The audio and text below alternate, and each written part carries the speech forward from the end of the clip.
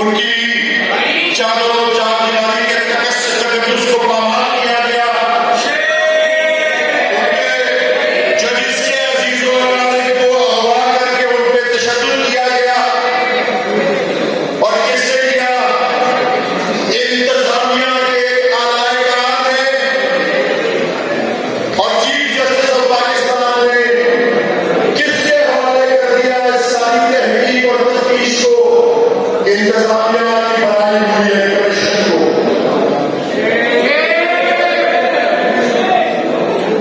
یہ جو مسیحا اپنی موت کا سامان اگر کرنے کو بتا دیتا ہے.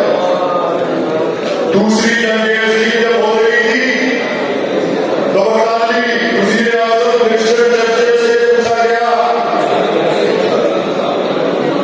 یا اس سے پوچھا اپنے معاونین سے کہ بم برس رہے ہیں، جیٹس آ رہے ہیں، گولیاں چل رہی ہیں، عمارتیں زمینپوش ہو رہی ہیں.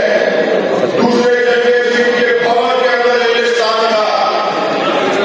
لیکن اس نے کہا کہ کیا ہماری عدلیہ فعال ہے؟ کیا ہماری عدالتیں چل رہی ہیں؟ جب جواب ملا ہاں چل رہی ہیں تو اس نے اطمینان کا اظہار کیا کہ دوسری جنگ عظیم جیسی کیفیت کے اندر بھی اگر ایک ملک کی عدلیہ فعال ہو، عدلیہ مضبوط ہو تو دنیا کی کوئی قوت بھی اس کو نقصان نہیں پہنچا سکتی.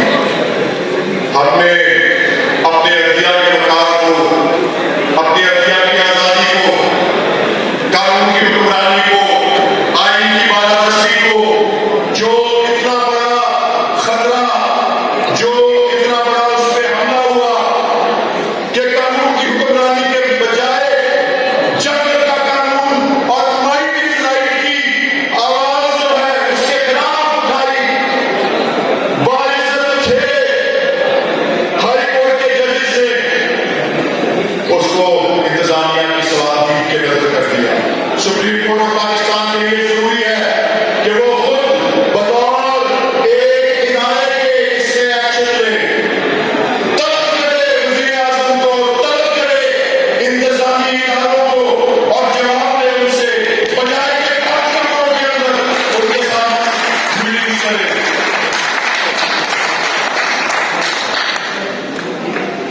اور یہ بھی دیکھیں کہ جو اس قسم کی مداخلت کے حمایت کرنے والے ہیں، اس قسم کی مداخلت، اس قسم کی دباؤ، اس قسم کی بلیک میل، اس قسم کی جاسوسی، اس قسم کی عدلیہ کی آزادی پر حملہ، کیا بہانے دے رہے ہیں؟ کیا بہانے دے رہے ہیں کہ کہاں تھے وہ چھ ججز جب جسٹس شوکت عزیز صدیقی کے اوپر کارروائی ہو رہی تھی؟ یہ بہانے دے رہے ہیں کہ یہ تو پہلے بھی ہوتا آیا ہے تو اب بھی ہونے دیں.